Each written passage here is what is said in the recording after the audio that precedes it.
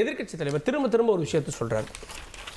அப்போது மக்களுக்கு ஒரு மெசேஜை சொல்றாரோ இதன் மூலமாக சந்திப்பது முதலமைச்சர் பிரதமர்ன்றதை தாண்டி திமுக பாஜகவை சந்திக்குது அப்படின்னு ஒரு மெசேஜ் சொல்றாரோ மக்களுக்கு இது எப்படி கன்வே ஆகும்? காசி அவர்கள் சொன்னது மாதிரி அவர் ஒரு முதல்வராக போகிறாரு, நிதி ஆயோக் கூடுதலில் கலந்துக்கிறாரு, நிதி கேட்குறாரு, ஃப்ளோரில் 2 பேரும் நேருக்கு நேரம் நின்று பேசுகிறாங்க. யார் 2 பேரும்? பிரதமரும் ஆமாம், பக்கத்தில் ஆந்திராவுடைய முதல்வரும் இருக்காரு. அதிகமாக பேசிக்கிட்டு 2 பேரும் படுத்துக்காங்க. இல்லை அது அங்கேயே எல்லாரும் சொல்லி முடிச்சு அதுக்கப்புறம் ஒரு 5 நிமிஷம் தனியாக பேசுகிறேன் முதலமைச்சர் சொல்கிறார். ஒரு படம் காமிக்கிறேன், மக்களுக்கு எல்லாருக்கும் தெரிஞ்ச படம். இல்லை படம் தான் நம்ம பேசி பயன் இல்லை. 2 படம் காமிக்கிறேன். இல்லை சார், நீங்கள் காமிச்சாலும் டிஸ்பிளே ஆகாது. அது ஆகாது, மக்களுக்கு தெரியும். மோடி அவர்கள் கைகட்டி இருக்கிறாரு, ஸ்டாலின் அவர்கள் முதல்வர் அவர்கள் கை நீட்டி பேசிக்கிட்டு இருக்காரு. இது முதல் படம், சொல்லி முடிச்சுக்கிறேன். 2வது படம் அதே நீங்கள் சொன்னீங்கல்ல, அது 4 காரில் போகலாம், 7 காரில் போகலாம். ஏன்னா டயர் பஞ்சர் ஆயிடுச்சுன்னு வச்சுங்க. டயருக்கு அவங்களுக்கு ரொம்ப ரொம்ப சொந்தம் ஒன்று இருக்குது. பஞ்சர் ஆச்சுன்னு வச்சுங்க. இல்லை, நான் கேட்குறேன், அதனால தப்பு கிடையாது. 4 காரோ 7 காரோ அது சொல்லலை. ஆனால் போகும்போது நான் அமித்ஷா அவர்களை பார்க்க போகிறேன்னு சொல்லலை, போய் பார்த்தாரு. இல்லை அதில் ஒரு இக்கன்னா போகிறப்ப எனக்கு அப்பாயின்மெண்ட் கன்ஃபார்ம் ஆகலை அப்படின்றத பின்னாடி சொன்னார். அப்போ ஒரு 2 கட்சி ப்ளீஸ் 2 கட்சி ஒரு கூட்டணி பற்றி பேசும்போது அப்பாயின்மெண்ட் இல்லாமல் நாங்கள் டிஸப்பாயின்மெண்ட் ஆகிருவோம்னு சொல்கிறது எவ்வளோ பெரிய மோசமான விஷயம். பேச போகிறது எது? கூட்டணி. சாதாரண விஷயமா? இந்தியாவிலேயே பிஜேபிக்கு கூட்டணி பேச போகிறோன்னு போல டெல்லி போனாங்க, அப்பாயின்மெண்ட் கிடைச்சிச்சு, நாங்கள் பார்த்தோன்னு அப்புறம் ஐபிஎஸ் சொல்கிறாரு. கேட்குறேன் சார், சும்மா ஏதோ பார்க்க போல சார். ரொம்ப முக்கியமான விஷயம் அது. எது? கூட்டணி பேசுகிறது.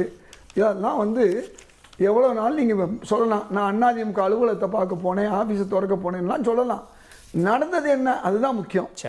2வது படம் 4 பேர், முதலமைச்சர் உள்பட, முன்னாள் முதலமைச்சர் எடப்பாடியார் உள்பட 4 பேர் திரு மோடி அவர்களுக்கு கீழே இருக்கக்கூடிய உள்துறை அமைச்சரை பார்க்குறாங்க.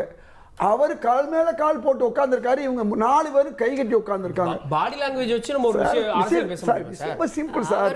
பாடி லாங்குவேஜ் போட்டாரு. என்ன பேச்சு சார் இது? இல்ல எங்க மேல கால் போட்டாரு. இல்ல எதிரில இருந்தவங்க மேல அவ கால அவர் மேல போட்டுறாரு. இது என்ன பேச்சு இது? இதெல்லாம் ஒரு லாஜிக்கா இது? அப்ப இவங்க பாருங்க, இவங்களுக்கு எந்த இல்ல இவங்களுக்கு இந்த கூட்டணி மீது எவ்வளவு இஷ்யூஸ் இல்லாம போயிடுச்சுனா கொஞ்சம் மக்களுக்கு சூர்யா எப்படி போட்டாங்க, எப்படி ஒரு படமே உங்களுக்கு பாடமா இருக்குது. நான் சூர்யா இருக்கட்டும், சூர்யாவுக்கு சப்போர்ட்டா தான் பேசிட்டு இருக்கேன். ஏன் சப்போர்ட்டா பேசுறேன்னா, பிரதமர் மோடி அவர்களை போய் யாராவது பார்த்தா இடி கேஸ்ல இருந்து அப்புறம் வருமான வரி கேஸ்ல இருந்து எல்லாம் போயிடும் அப்படிங்கிறத இன்னைக்கு அதிமுக சொல்ற அளவுக்கு ஒரு நிலைமைக்கு பிஜேபி போயிருச்சா? நான் இல்லைன்னு சொல்ல வரேன். பிஜேபி ஒரு கட்சி இல்லை. ஏன்னா இன்னைக்கு திராவிட முன்னேற்ற கழக தலைவர் ரொம்ப தெளிவா ஒரு வழக்கை போட்டுட்டு சுப்ரீம் கோர்ட்டில் ஒரு வழக்கை போட்டுட்டு போறார். சும்மாலாம் போகல. அவர் ஒரு வழக்கை போட்டு நிதி கொடுக்கலன்னு சொல்லி இந்தியாவுக்கே முன்னுதாரணமாக இனிமேல் எல்லா முதல்வர்களும் இன்னைக்கு பாஜக அரசு மேல வழக்கு போடக்கூடிய ஒரு சூழலை நிதி விஷயத்தில் உருவாக்கிட்டு போறார். 2வது, அங்கே போய் காங்கிரஸ் தலைவர்களாக இருக்கக்கூடிய திருமதி சோனியா காந்தி அவர்களையும் திரு ராகுல் காந்தி அவர்களையும் சந்திக்கிறாரு. முந்தின நாள் நல்லா புரிஞ்சுக்கங்க. நீங்கள் வெள்ளக்கொடியா, காவி கொடியா, கருப்பு கொடியாலாம் அப்புறம், இது இருப்பு கொடி. நேர நான் எங்கே இருக்கேங்கிறத காமிக்கிற கொடி. நாங்கள் காங்கிரஸ் கூட்டணியில் இருக்கோம்னு சொல்லிட்டு தான் மறுநாள் போறாரு. இதையும் புரிஞ்சுக்கணும். மக்கள் புரிஞ்சுக்கிட்டாங்க. நீங்க என்னதான் லாலி பண்ணாலும் இப்போ திமுக பாஜக கூட்டணியா அப்படின்னு நீங்க கேட்கல. ஆனா எதிர்க்கட்சி தலைவர் சொல்றாருன்னா அதிமுக ஓட்டர்ஸோ இல்ல அதை சார்ந்த ஒரு ஓட்டர்ஸ்க்கோ இது ஒரு மெசேஜை கொடுக்காதான் நான் கேட்கிறேன். அவங்களுக்கு தெரியும் எடப்பாடி அவர்கள் ஏடிஎம்கேவை மோடி எம்கே மாதிரி நடத்திக்கிட்டு இருக்காருங்கிறது அவங்களுக்கு தெரியும்.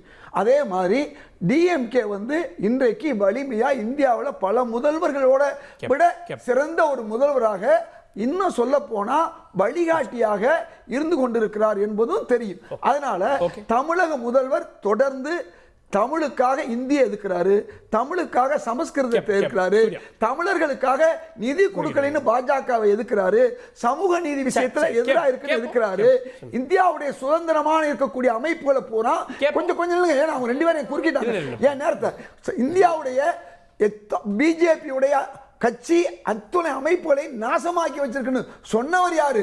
தமிழக முதல்வர். இப்படி சொல்லிக்கிட்டு இருக்கக்கூடிய ஒரு முதல்வர் ஸ்டாலின் அவர் போய் வெள்ளை கொடி காமிக்கிறதுக்கோ காவி கொடி காமிக்கிறது அவசியம் அவருக்கு என்ன இருக்கு? சூர்யா நீ முதல் பாருங்க. யார் சொல்றாங்களா? நான் தான் சொல்றேன், நீங்க சொல்லுங்க, உலகம் சொல்லுது. நான் ஏடிஎம்கே மோடி எம்கே, மோடி அவர் சொல்றாரு.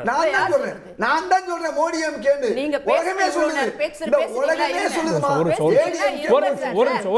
ஒரு நிமிஷம் ஏடிஎம்கே மீட்டிங் மாதிரி பேசாதீங்க சார்.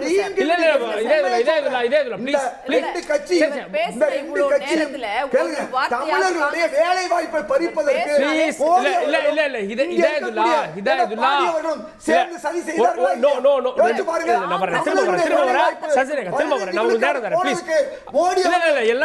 சூர்யா பேசல, இன்னும் சூர்யா மட்டும்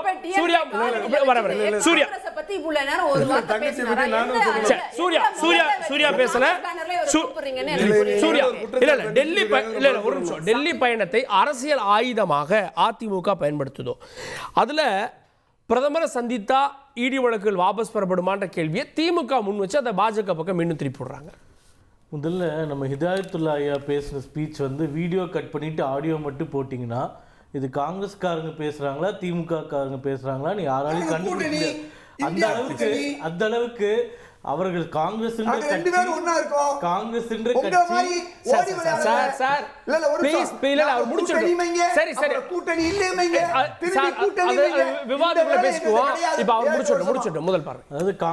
கட்சி அவர்களுடைய ஒரிஜினாலிட்டின்ற ஒன்றை இழந்து திமுகவோட கரைந்து விட்டது அப்படின்றத நம்ம புரிஞ்சுக்க முடியுது. இரண்டாவது, இப்போ அதிமுக வந்து திரு ஸ்டாலின் அவர்கள் டெல்லிக்கு போறாரு, பேசுறத பத்தி விமர்சனம் பண்றாங்கன்னா அதற்குன்னு ஒரு நெடுநீண்ட வரலாறு இருக்கு.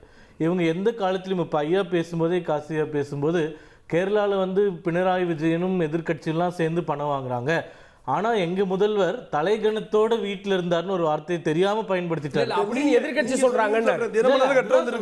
நீங்க சொன்னீங்க, நாங்க சொல்லல. அப்படி எதிர்கட்சி சொன்னாங்க, அதை மாத்திரக்காக போனாரு. அதுதான் சொல்றாரு. அப்படி இது சொல்றாரு, உண்மைன்னு சொல்லல. அப்படி பேச்சு இருக்கு, அதுக்கு பதிலுக்கு நாங்க எடுத்துருக்கோம். புரியுது. நான் வரேன். இப்போ நம்ம உதாரணமா சொல்றேன். இப்போ இவங்க வந்து டெல்லிக்கு போறாங்கனாலே இவங்க என்னைக்குமே தமிழக நலனுக்காக போனதில்லைன்றது வரலாற்று உண்மை.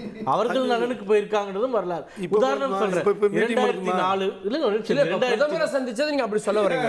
பாஜக தரப்புல இருந்து பேசுறீங்க. விமர்சனம் செய்வதற்கு என்ன, அதுதான் சொல்றேன். பிரதமரை சந்திப்பதற்கு கூட இவர்களுக்கு காரியமானும் தான் போவாங்க. உதாரணம் சொல்றேன், தமிழக நலன் இருந்தது கிடையாது சொல்றேன். பேச விடுங்க.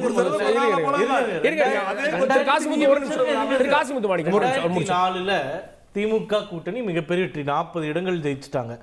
அப்ப இவங்க ஆதரவு கொடுத்தாதான் அங்க ஆட்சி அமைக்க முடியும், ஆட்சி நீள முடியும்ன்ற நிலைமை. அப்ப ஏதாச்சும் தமிழகத்துக்கு சம்பந்தமான துறைகளை வாங்கி இவங்க பெற்றதா வரலாறு இருக்கா? பேரனுக்கு ஐடி துறை வேணும். ஒரு நிமிஷம் நீங்க என்ன பேசுறீங்க?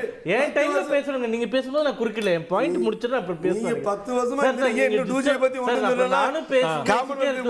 விவாதத்துக்கு வந்து அழகு இல்ல, விவாதத்துக்கு அழகு இல்ல. நீங்க இல்ல ஏன் கருத்து அதை நீங்க முடிவு பண்ண முடியாது. ஒரு நிமிஷம் இல்ல நான் சொல்லிடுறேன். உதாரணத்தோட தான் பேசுறேன். என்ன பேசவே விடல யாருமே. இப்போ 2004 ஆட்சியே நீங்க நினைச்சாதான் அமைக்க முடியுன்றப்போ தமிழக நலனுக்காக நீங்க எந்த அமைச்சகத்தையும் பெற்று வாங்கல, அது பண்ண வேண்டாம். உச்சநீதிமன்ற தீர்ப்பு வந்த காவிரி மேலாண்மை வாரியத்தையோ இல்லை முல்லை பெரியாறு அணையை வந்து 143 அடி உயர்த்தலான்ற தீர்ப்புகளையோ குறைந்தபட்சம் நீங்க மத்தியில உங்க சப்போர்ட்டோட ஆட்சியில் இருக்கும்போது கூட உச்சநீதிமன்ற தீர்ப்பை அமல்படுத்துவதற்கு கூட உங்களால முடியல.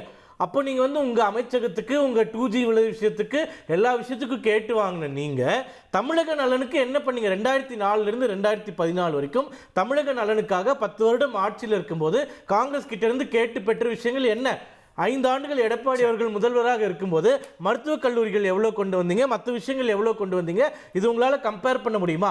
அப்ப தமிழக நலனுக்காக திமுக என்னைக்குமே டெல்லிக்கு போனதில்லை, அவர்கள் சுயநலத்திற்காக போனாங்க அப்படின்றது தான் வரலாறு.